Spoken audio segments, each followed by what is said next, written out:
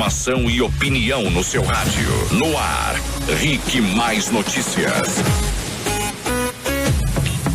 Segunda-feira, dia 27 de novembro. Olá, muito bom dia. Começa agora o Rick Mais Notícias aqui na rede Jovem Pan. Jovem Pan Curitiba em cadeia com a Jovem Pan Cascavel, Jovem Pan Ponta Grossa. Nós falamos também para Foz do Iguaçu e toda a região da Tríplice Fronteira. Para o mundo inteiro, henriquemais.com.br/Jovem Pan, pelo aplicativo da Jovem Pan Curitiba no seu celular e pelo facebook.com. Você procura o Rick Mais PR. Jonatas Terribas, bom dia. Bom dia, Daniel. Boa segunda-feira, última semana de novembro, quase chegando aí já ao fim do ano, né? Noticiário cheio hoje, participação do ouvinte já aberta para que você mande o seu recado para cá em 41 98504 5092, 98504 5092. Tem também a possibilidade de você mandar a sua mensagem pelo Facebook. Mark Souza, muito bom dia. Bom dia, Daniel. Bom dia, ouvintes. Vamos falar de previsão do tempo. Rick Mais Notícias. Tempo. Dia cinza em Curitiba, temperatura até meio friozinho, assim, né? Como teremos a segunda-feira hoje, Mark? A semana começa com tempo ainda instável e com possibilidades de chuvas nos Campos Gerais e aqui na região de Curitiba. Já lá na região da Tríplice Fronteira e nas regiões próximas à divisa com Santa Catarina, não chove. Em Curitiba agora 15 graus, a máxima não passa dos 28 na capital dos paranaenses. Ponta Grossa tem 18 graus, máxima de 24 nos Campos Gerais. Cascavel tem 14 graus, máxima de 29 no oeste. E Foz do Iguaçu tem 15 graus, máxima de 32 na Tríplice Fronteira. Rick Mais Notícias. Aeroportos. Oferecimento Parque Shopping Barigui. Faça ser incrível. Aeroporto Internacional Afonso Pena, em São José dos Pinhais, na região metropolitana de Curitiba, está aberto e opera pelo modo visual para pousos e decolagens. Atenção, você que vai a Foz do Iguaçu, por lá o Aeroporto Internacional das Cataratas está fechado para pousos e decolagens sem previsão de reabertura. Você que vai a Londrina, no norte do estado, e a São Paulo, em Congonhas, os dois terminais operam por instrumentos. As informações são da Infraero. Rick Mais Notícias. 7h06 e no noticiário da política, o caso da senadora Gleice Hoffmann, acusada de ser corrupta, está na ponta da mira para ser analisado no Supremo Tribunal Federal. Mark. A Procuradora-Geral da República, Raquel Dodge, pediu na última sexta-feira a condenação da senadora Gleice Hoffmann e do ex-ministro Paulo Bernardo, marido dela, e também do empresário Ernesto Kugler Rodrigues, em alegações finais na ação penal em que eles são alvo no Supremo Tribunal Federal. O documento foi entregue ao ministro relator do caso no STF, Edson Fachin. Os três são acusados pelos crimes de corrupção passiva e lavagem de dinheiro. Nessas alegações finais, a procuradora pede também que Gleice perca o mandato e pague multa de 4 milhões de reais como reparação aos danos materiais e morais causados pelos crimes praticados. O valor equivale a 4 vezes o dinheiro da suposta propina que ela teria recebido, 1 milhão de reais. Em nota, a senadora Gleice Hoffmann disse que as acusações são falsas e mostram perseguição ao PT. Além disso, Gleice afirma que o Ministério Público montou a denúncia com base em delações contraditórias de réus interessados em obter benefícios, sem apresentar nenhuma prova, o que, segundo ela, é contra a lei. Muito bem, a senadora Gleice Hoffmann e o Partido dos Trabalhadores chegaram a lançar no fim de semana uma hashtag no Twitter, mexeu com Gleice, mexeu comigo. A hashtag foi um fracasso, pouca participação. De qualquer sorte, a senadora Gleice, o PT, eles seguem funcionando sob a mesma lógica de sempre. Se a delação premiada atingir os adversários, aí a delação vale e é tudo verdade. Se os colaboradores falam sobre alguém do PT, é tudo mentira.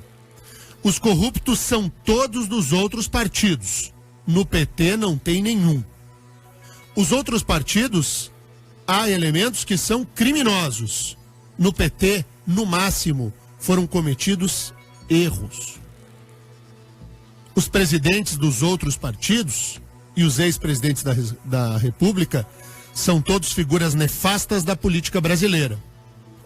Os políticos do PT e o ex-presidente Lula são perseguidos por uma imprensa bandida, por um juiz canalha, por um Ministério Público criminoso e por uma Polícia Federal que não vale nada. Resumo da história: Gleice, Lula e o PT são a alma de candura que vem abençoar o nosso Natal e vai, com uma varinha de condão, nos transformar todos em purificados e santificados. Porque corruptos somos nós. Eles, não. Eles são todos do bem. O mal está fora da estrela vermelha. Se você tem algum mal na sua vida, se você cometeu algum ilícito aí do outro lado do rádio, você precisa ser considerado inocente, eu te indico que assine ficha no PT. Imediatamente você será visto como um perseguido, uma alma acima de qualquer suspeita. Faça-me o favor. Que seja julgada rapidamente a senadora Gleice Hoffmann. Se houver razão para absolvição, será absolvida. Se tiver que ser culpada, será culpada e por aí adiante. Quero saber o que vai falar o PT quando houver o voto do ministro Fachin, o ídolo do PT do Paraná. Aí que eu quero ver. E aí, Mark? Só lembrando, Elinha, que caso Gleice perca o mandato, quem assume a vaga é o suplente Sérgio Souza, do PMDB, que hoje é presidente da Comissão de Agricultura, Pecuária, Abastecimento e Desenvolvimento Rural na Câmara dos Deputados.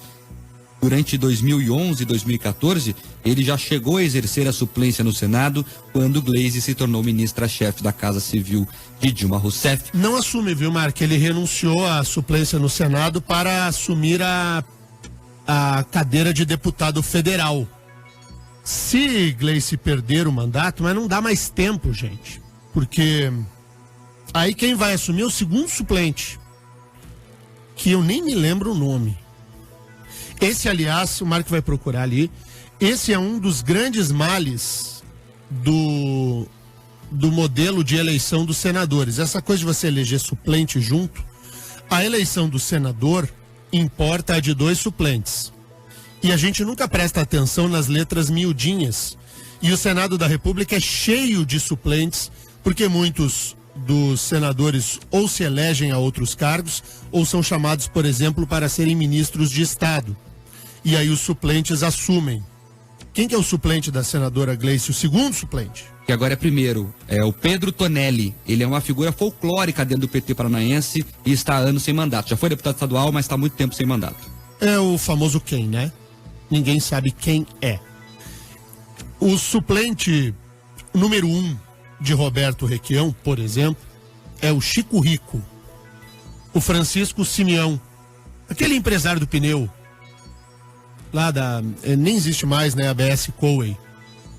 O primeiro suplente de Álvaro Dias esse é bem rico, é o Joel Malucelli, empresário aí do Paraná Banco, da J. Malucelli, construtora, do Cimento Itambé, da Band News, da CBN. Aliás, o Paraná, ele é completamente esquizofrênico no que toca a esse ponto de rádio. É tão curioso, né? O mesmo dono da CBN é o dono da Band News.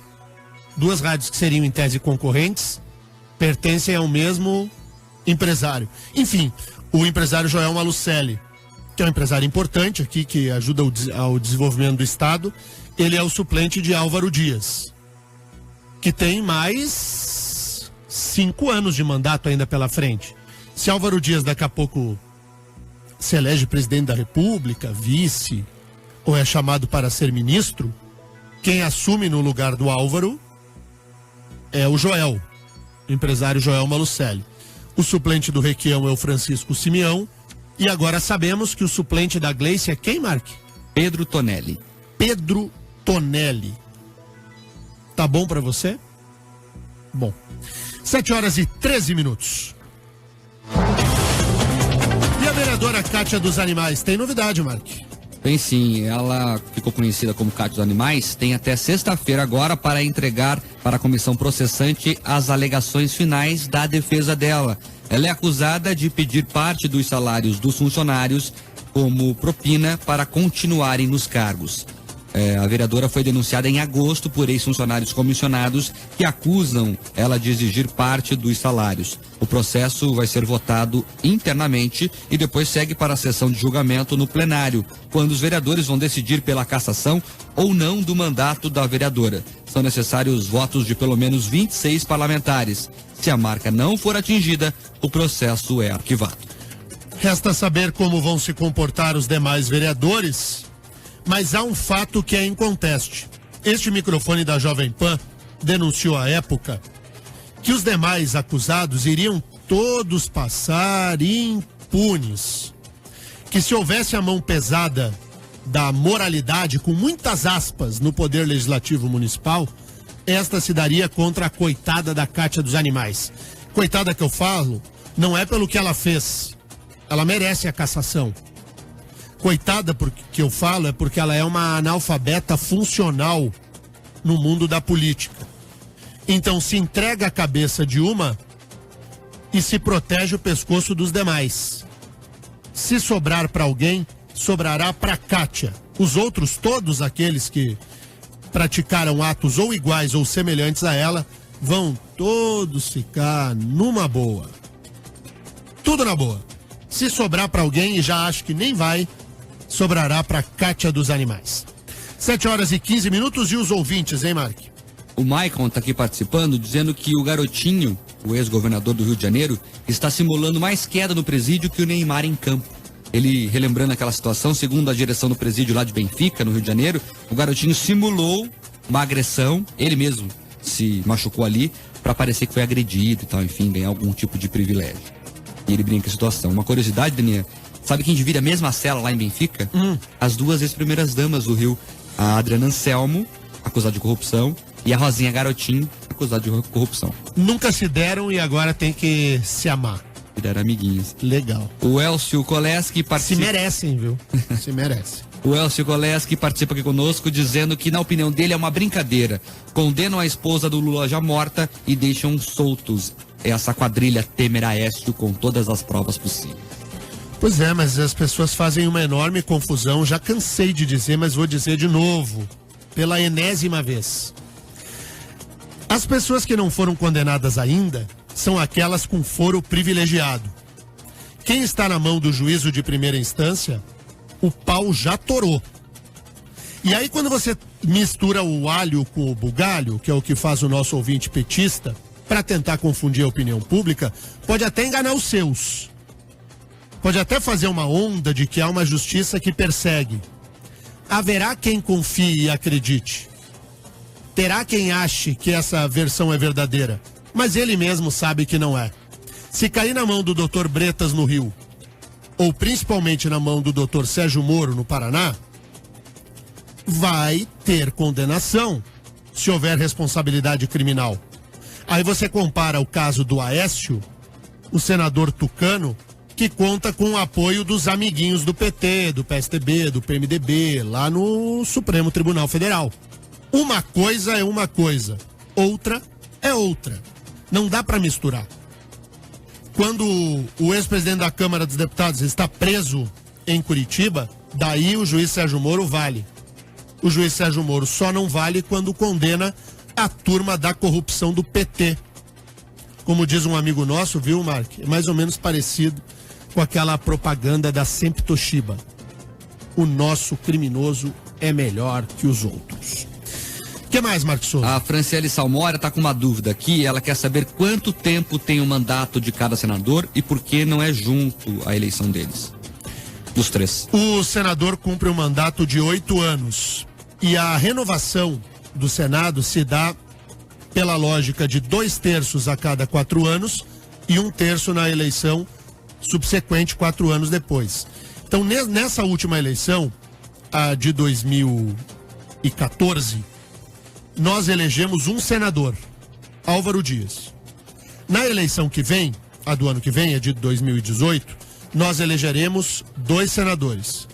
estão em jogo as cadeiras de Gleice Hoffmann e Roberto Requião, que poderão concorrer à reeleição, se estiverem soltos, poderão concorrer a outros cargos, e nós vamos escolher os 2 senadores na próxima eleição em 2018. Lá em 2022, renovaremos uma cadeira. Em 2026, 2 cadeiras. É assim que determina a Constituição da República. Eu gosto do modelo.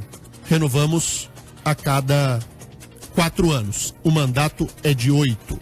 Peninha, tem participação importante aqui do Eduardo Corrente, ele que fala de uma notícia importante do fim de semana que movimentou toda a política nacional, que é a decisão do Luciano Huck, que publicou aí em um artigo na Folha de São Paulo, de próprio punho, dizendo que não é candidato à presidência. Você tem aí esse artigo, Mark? Tem. Lê um trechinho pra gente aí do... Tem aqui, ó, ele falou... Corta a trilha aí, Terribas, porque eu quero prestar atenção na fala do Luciano Huck. Olha só, abre aspas.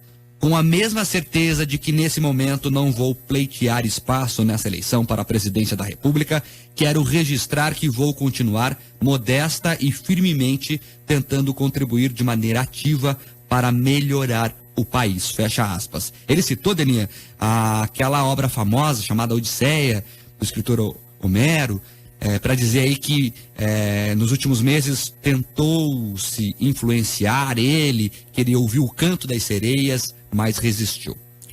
Então, de próprio punho, Luciano Huck diz que não é candidato. Então nós teremos uma eleição entre Jair Bolsonaro, Luiz Inácio Lula da Silva, se estiver solto e em condições de disputar o pleito, e algum nome do PSDB, possivelmente Geraldo Alckmin, governador de São Paulo.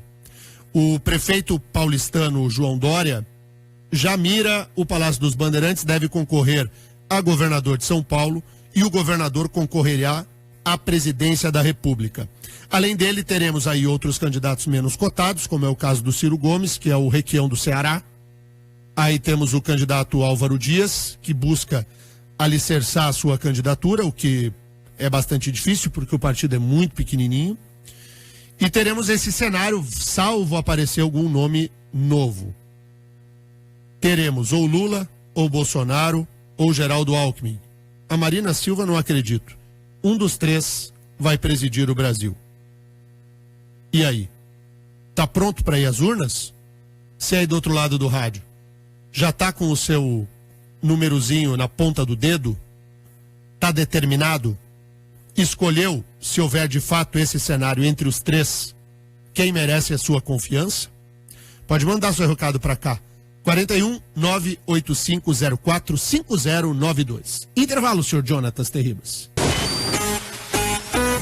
Rick Mais Notícias. Rick Mais Notícias aqui na Rede Jovem Pan. Muito, muito, muito obrigado pela sua audiência de todos os dias. Jornal Líder no Paraná. O ouvinte fez uma lembrança de um nome que eu esqueci, a presidência da República. O Mark leu ali a mensagem para mim. E que falha imperdoável, né, Mark? É o Dr. Ray. Imagina, sabe aquele Dr. Ray? Aquele que fazia programa de televisão, não sei se ainda faz, que é um médico cirurgião que fez um sucesso enorme nos Estados Unidos, fazendo cirurgia plástica em gente famosa. O Dr. Ray é pré-candidato à presidência da República. Por qual partido, Mark? Ele reativou o PRONA, aquele partido do Enéas Carneiro. O meu nome é Enéas. Claro que é uma candidatura folclórica, que não tem nenhuma chance, né? Mas isso mostra bem o que é o Brasil. O Dr. Ray é candidato a presidente. Ele tenta repetir o Tiririca. Um abraço pro Max de São José, que foi quem fez a lembrança aqui pra gente. E muita gente aqui registrando seus votos, Denil. Você perguntou, os ouvintes estão respondendo. Quem que tá ganhando aí? O Bolsonaro. Entra na enquete aqui do Rick Mais Notícias pelo WhatsApp, o Bolsonaro tá na frente. O final do telefone 5224 diz que vai votar na Marina. Também tem o ouvinte aqui, não colocou o nome, final do telefone 5939 diz que é Bolsonaro. Já o Emílio diz, estamos mal de candidatos. Não indicou em quem votaria. A Jéssica Denê tem aquela velha dúvida que nunca é demais relembrar. Se ninguém votar, anula a eleição? Não anula. A eleição no Brasil, ela é totalizada com o número de votos válidos. Então, se 70% do eleitorado anularem o voto, os 30% que votaram, eles vão decidir o futuro do Brasil. Essa história de, se a população anular o voto, blá, blá, blá, blá, blá, tudo bobeira. Tudo bobeira. Então, o melhor é que a gente vá consciente às urnas. Quem também é candidato é o João Amoedo, do Partido Novo. Partido Novo que está aí tentando um espaço nas eleições, tem um discurso que é meio velho. O Novo, na verdade, é velho. Eu tenho me debruçado mais a entender a lógica do Novo. O Novo é um partido novo, só que não. Porque muitas das suas bandeiras, elas datam lá do começo do século XX. Tem algumas regras que impedem, por exemplo, de que políticos que foram eleitos para um cargo disputem outro. Então, digamos assim, que tem um bom vereador do Novo. Esse bom vereador do Novo está impedido pelo regimento do partido de disputar uma cadeira de deputado estadual ou deputado federal, por exemplo. Então você impede um próprio crescimento partidário. É um partido que vem com estampa de Novo. Eu acho que ele contribui muito para a democracia brasileira, porque ele tenta agregar não políticos à sua sigla. Isso é positivo. Mas o Novo é novo, mas só que não. É um novo velho. Tem um discurso liberal, às vezes infantilizado, com algumas bandeiras meio infantis, de acreditar num liberalismo puro que seria impossível diante do que determina a nossa Constituição. O Estado brasileiro não é um Estado liberal, ele é um Estado liberal e social, com a obrigação de efetivação de direitos fundamentais sociais. Então o discurso liberal puro faz do Novo um partido meio... é o PSOL da direita, e aí tudo que se aproxima do radicalismo não funciona. Mas eu simpatizo com o Novo. Eu tenho simpatia pela ideia. Mas que ele é um novo velho, ele é. E quem representa o Novo é o tal do João Amoedo, que eu não conheço também. Tem mais uma coisa sobre o Novo, que ele se vende como novo, mas a verdade ele traz um ranço da política brasileira que me incomoda um pouco. Ele coloca lá que quem manda nos mandatos é a cúpula partidária. É o velho. O pessoal do cartório. E daí o cara que não conseguiu nenhum voto vai mandar em quem a população escolheu democraticamente nas urnas. E quem fica no cartório do partido, a gente sabe bem o perfil de quem é, né? Claro. Então, tenho medo disso. Muita gente aqui, Denivo, falando que você esqueceu de comentar o Álvaro Dias. Você não falou do Álvaro? Não, falei do Álvaro, sim, que o Álvaro é candidato. Mas para que ele consiga se viabilizar eleitoralmente com chances reais de vitória, ele precisa ampliar a coligação. O Podemos não pode com nada, sozinho. O Podemos não tem estrutura, não tem tempo de TV, não tem dinheiro. E aí, por melhor que seja o candidato Álvaro Dias, não consegue tirar o bico do avião do solo. Para que o avião decole, precisa de força na turbina. E a força na turbina, Terribas, é dinheiro. É dinheiro, você Tem não um tem pra me dinheiro. emprestar aí ou não? Ah, eu tenho. Tem? Tenho. Faço quanto você quer. Vamos falar fora do ar depois, né? Vamos. Que bom que o Terribas tá com muito. Fico feliz. Vamos mudar de assunto? Tem mais ouvintes aí, Mark? Tem muitos ouvintes Então, aqui participando. vamos só mais 2 ouvintes aqui, daí a gente... O pessoal discutindo aqui, muita gente falando que vai votar no Bolsonaro, ou em segundo lugar aqui estaria o Álvaro Dias. Lembrando que isso aqui é uma enquete sem qualquer fim científico e tal. Daqui a pouco o pessoal começa a falar aqui, cadê o critério da pesquisa e tal. Agora tem bastante gente perguntando, Denian, em quem você votaria? Nesses 3 aí? Desses que você elencou aí, desses todos. Eu vou dizer em quem eu não votaria. Daí os outros eu iria... Analisar. Eu não voto em corrupto. Ponto. Quem é corrupto, condenado pelo Poder Judiciário, quem é bandido, que mete a mão no dinheiro público, eu não voto. Ponto. Sobraram 2. Os outros 2 não têm condenação criminal por corrupção. Mas é primária a minha posição eleitoral. Eu não pretendo eleger um presidente corrupto.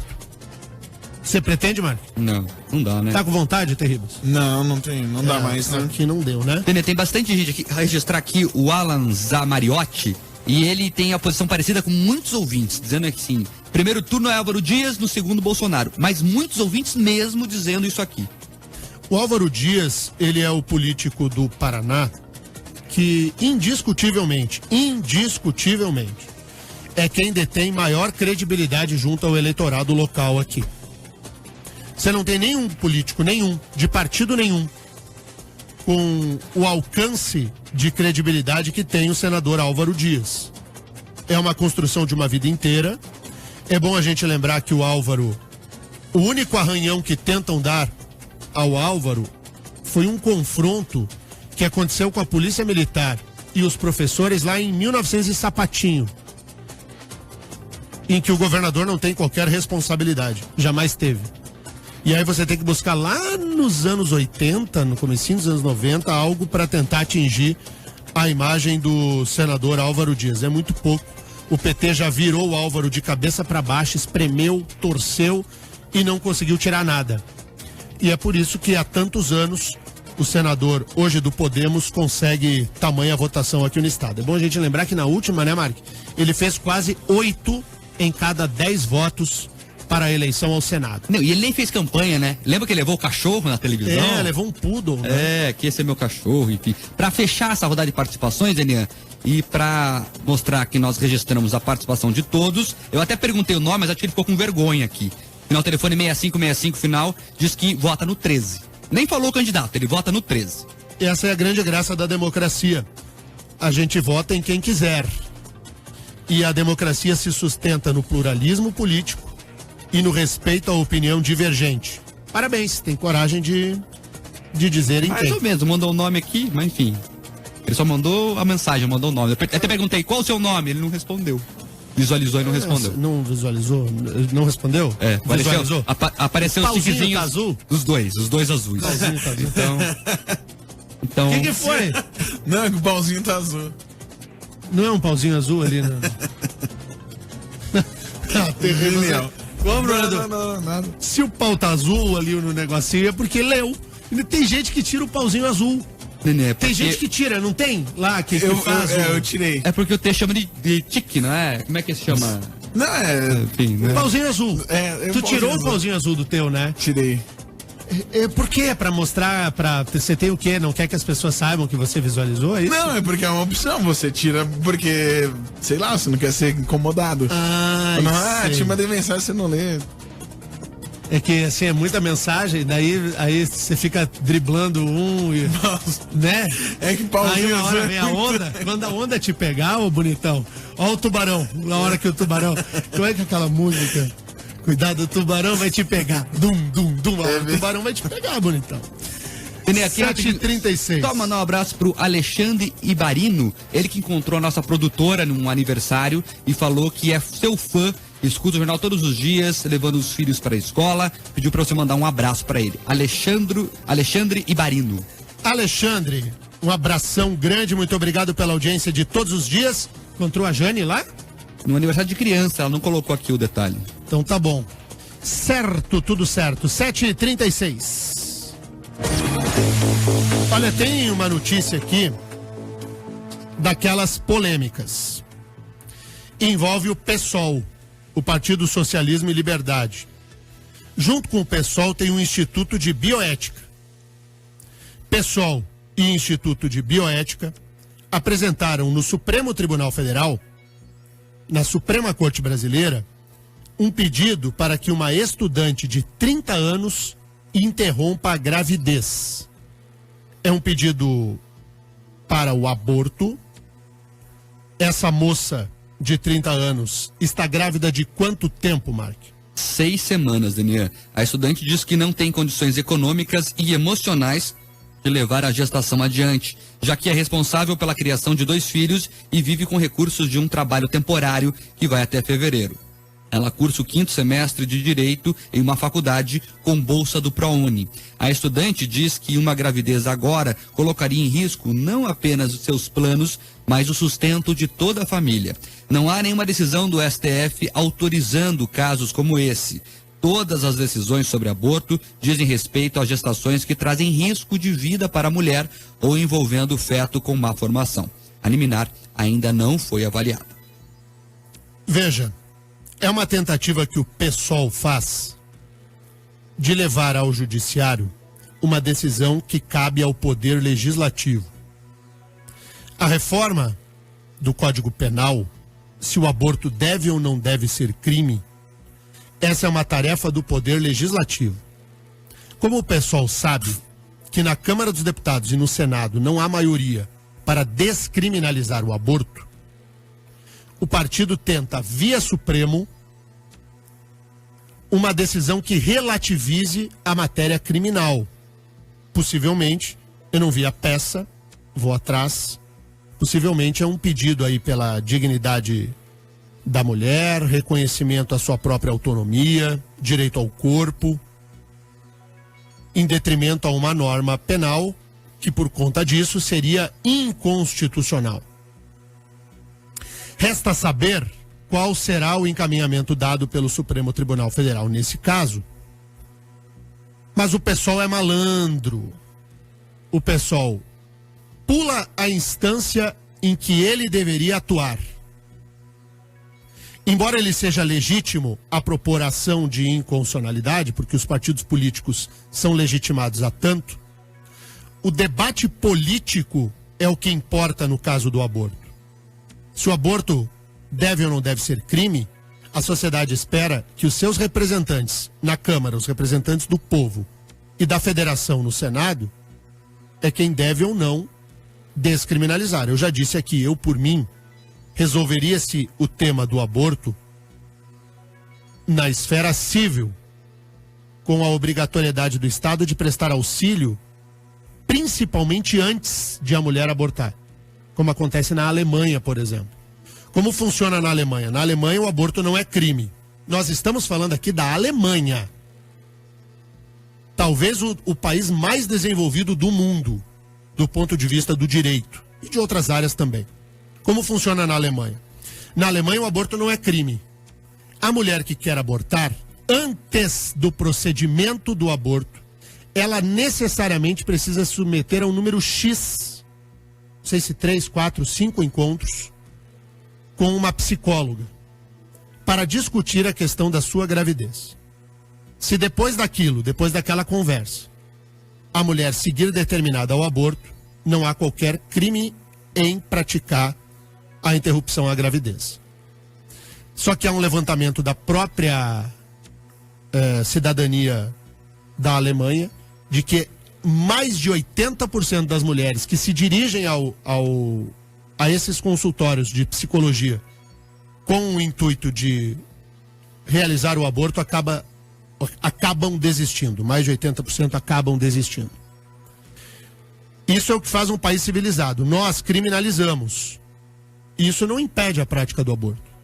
O aborto acontece à torto e à direito. Mas o pessoal é malandro. O pessoal vai ao judiciário para tentar mudar algo que deveria ser uma tarefa do poder legislativo. O tema do aborto é muito polêmico, muito polêmico mesmo. Qual a tua opinião, Marcos Souza? Radicalmente contra o aborto. Tem até um vídeo que coloca aqui, Denia, o Igor Camargo. A moça é estudante de direito e não sabe que tem camisinha para se usar? Se for no posto de saúde tem métodos contraceptivos gratuitos? Então, me parece que ela quer politizar a vida do futuro filho dela, ou da futura filha, não sei o que é o bebê que ela está esperando.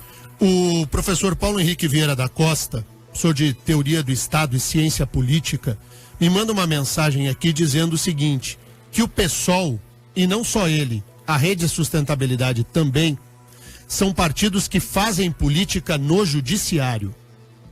É o que ele chama de ativismo centrípeto. Busca o ativismo judicial.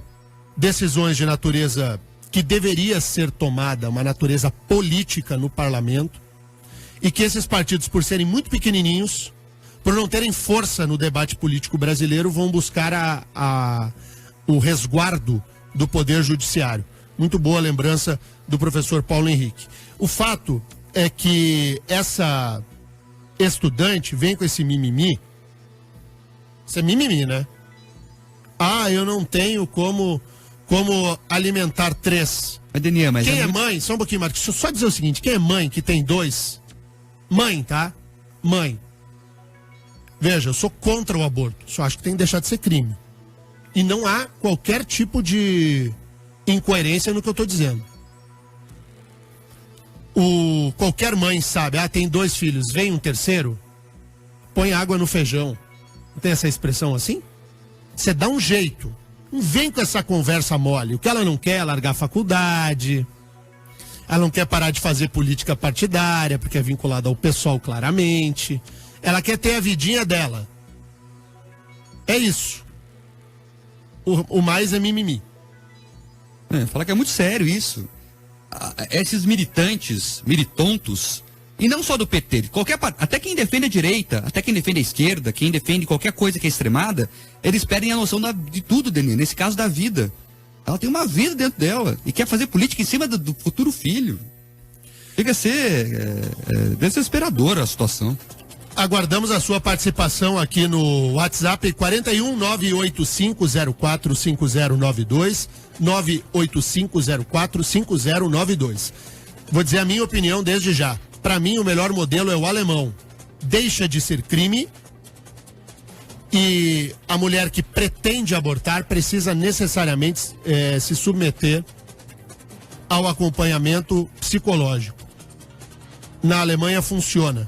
Vai funcionar no Brasil? Não sei. Mas do jeito que está, eu já sei que não funciona. Tem uma polêmica no norte do estado. O prefeito de Londrina, Marcelo Bellinati, quer proibir a venda e o consumo de bebidas alcoólicas na cidade. A gente vai fazer o intervalo e a gente vem contar essa posição bastante polêmica lá de Londrina. Vai que chega aqui por Curitiba, em Cascavel, em Toledo, em Foz do Iguaçu, em Ponta Grossa, em Cambé, Castro, Carambeí. Hein? A gente volta já já. Rique Mais Notícias. O tema do aborto movimenta a participação dos ouvintes. A ouvinte Ivete diz aqui pra mim, chama a atenção aí da possibilidade de que você entregue o filho à adoção. Essa é uma outra alternativa e é uma alternativa bastante e verdadeira, né? Por que não ter o filho e entregar o filho depois de recém-nascido à adoção? Tá cheio de pai, de mãe querendo adotar criança, principalmente bebezinho, e você não precisaria interromper a gestação. Só que há, por outro lado, a discussão do desgaste emocional que causa, que vai deteriorar o corpo da mulher. Eu sei, eu também penso como você aí do outro lado do rádio, que o corpo que se exploda, né? Se teve autonomia para usar o corpo para fazer o filho, que aguente o tranco de como o corpo da mulher fica depois de uma gestação. E depois corra atrás, quer ter corpinho violão, vai malhar. Então a gente sabe como isso funciona. Mas esse é um dos discursos, que é a autonomia sobre o corpo, que autorizaria a mulher a interromper a gestação. O Mark, ele fica furioso com o tema do aborto. A cara dele aqui, vocês não têm ideia. É que eu não consigo aceitar em nenhum momento você relativizar o valor da vida. Para mim, a vida é inegociável sob qualquer circunstância. A partir do momento que você abre a possibilidade de negociar, veja, mas nesse caso aqui em específico, é a mesma coisa que a gente viu na Alemanha o Hitler fazer, quando falou que a raça dele era melhor que a outra, então eu posso matar porque aqui era inferior. É a mesma coisa que Stalin fez na União Soviética. Veja, é pelo projeto maior do comunismo, podemos matar pessoas. Daí quando você abre a brecha, Denian, já dizia o ditado, onde passa um boi, passa uma boiada. Meu medo é esse. Você tem decisão sobre uma vida que não toma decisão, né? Exato. É isso, né? A Marina aqui, Denian, porque ela fala uma coisa importante, ela fala responsabilizar a mulher e que ela coloque mais água no feijão é fácil. Ela que cutuca aqui dizendo que não se revolta ver homens falando que são contra o aborto. Eu sou contra o aborto, mas eu acho que o aborto não tem que ser crime. Fim. Se a nossa ouvinte, quem quiser sair com um discurso abortista, tem o direito pleno e absoluto de você defender o que você quiser. A democracia se fundamenta no pluralismo de ideias. E eu não sou obrigado a concordar com ninguém. Eu e o Mark, por exemplo, nós temos uma opinião divergente no tema do aborto. Nós dois, pessoalmente, somos contrários ao aborto. Mas nós dois, no que toca à atuação do Estado, o Mark entende que tem que continuar a ser crime. Eu entendo que o aborto não tem que ser crime no Brasil. Nós temos opinião divergente sobre o caso. Embora os dois sejamos contrários ao aborto. E não é pelo fato de sermos homem que não podemos ter opinião. Que discurso mais feminista bobalhão. Coisa mais boboca, infantil. Ai, só quem pode decidir sobre o aborto é a mulher. A troco de quê?